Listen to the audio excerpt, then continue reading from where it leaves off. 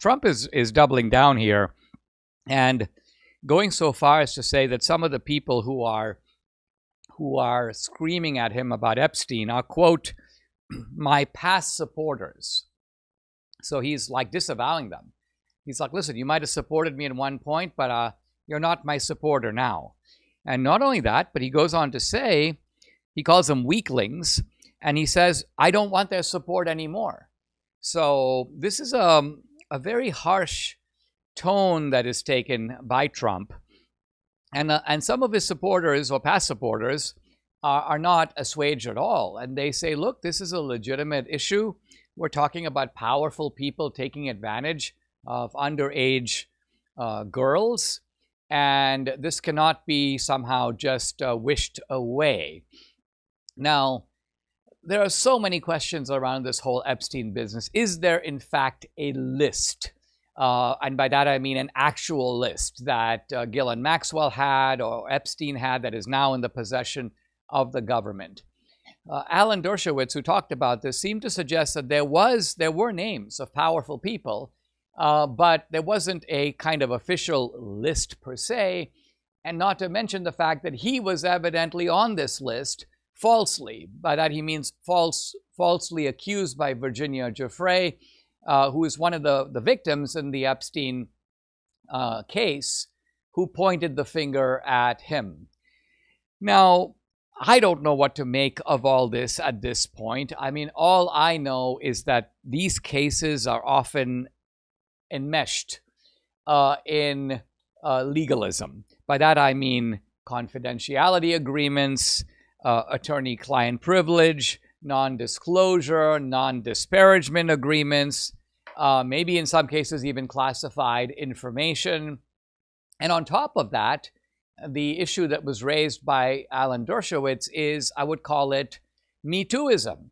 In other words, could it be that in some cases people are named who didn't actually do that? And remember, these people have not been independently tried or convicted. So is this the reason that all of this is mired, is locked down, is not being publicly disclosed? I am not sure. But what is clear is that Trump is annoyed.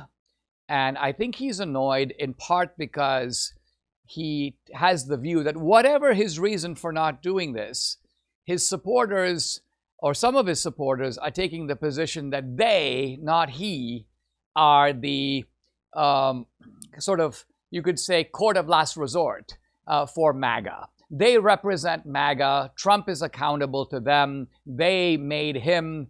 And I think Trump's view is, actually, you didn't really make me. I made you. I was facing 93 charges. You didn't get me off the hook. I got myself off the hook. I fought this through. I pursued this vindication. And so I've earned a certain measure of respect.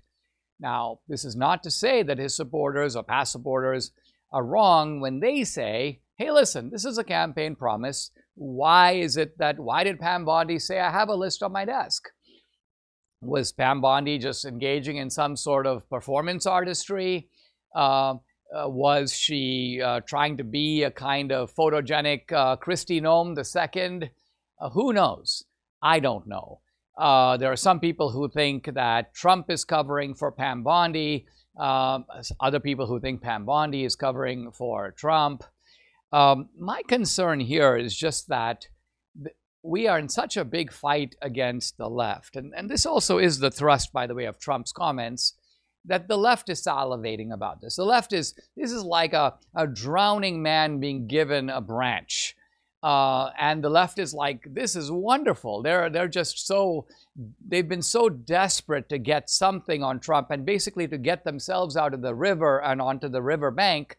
And it's almost like there are guys in MAGA who are saying, okay, no problem. We will pull you to the riverbank. We will give more fuel to this issue and thus give you something to ride on in your declared crusade against Trump. So I think Trump now sees this kind of MAGA faction as helping the other side and undermining his chances of getting more things done. I think this is part of the, so part of it, I think, for Trump's point of view is an issue of respect. Like, haven't I earned enough trust from you guys where you can say, all right, look, I don't know the facts, but I'll defer to Trump on this one. And number two, we have important things to get done.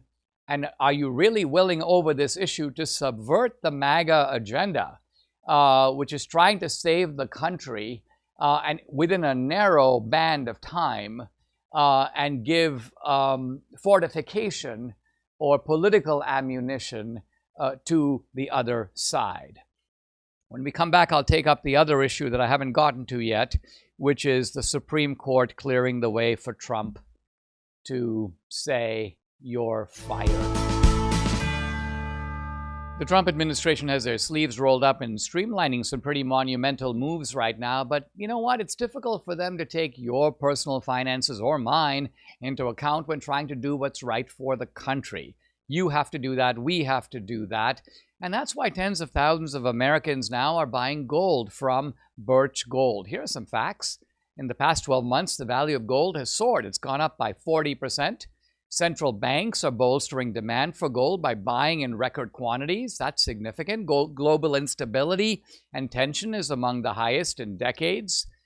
But you might be able to find security and peace of mind in gold. Birch Gold makes it easy for you to convert an existing IRA or 401k into a tax-sheltered IRA in physical gold, or you can just buy some gold to store at home. Get started. Text my name, Dinesh, to 989898. Birch Gold will send you a free information kit on gold. There is no obligation, just useful information. Birch Gold has an A+ rating with the Better Business Bureau. Tens of thousands of happy customers. So protect your savings today. Text the word Dinesh to 989898.